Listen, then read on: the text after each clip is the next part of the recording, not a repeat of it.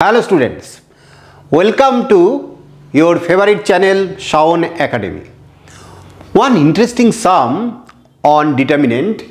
You see, if a, b, c are in GP and delta equal to a, b, ax plus b, b, c, bx plus c, ax plus b, bx plus c, 0. So, which of the following options is the value of this determinant?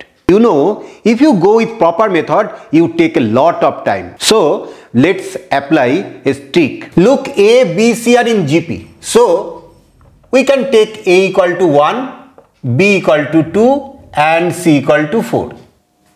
1, 2 and 4 are in GP with common ratio 2 and X equal to 0. So, the determinant becomes A, that is 1, 2 and ax plus b, that is 1 into 0 plus b, that is we get 2. B, C, B means 2, C means 4 and bx plus c, that is bx is 0 and c is 4. Ax plus b, that is b 2, bx plus c 4 and 0 here.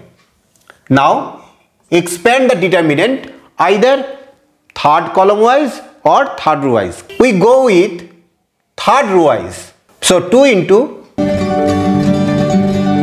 So A is the right answer.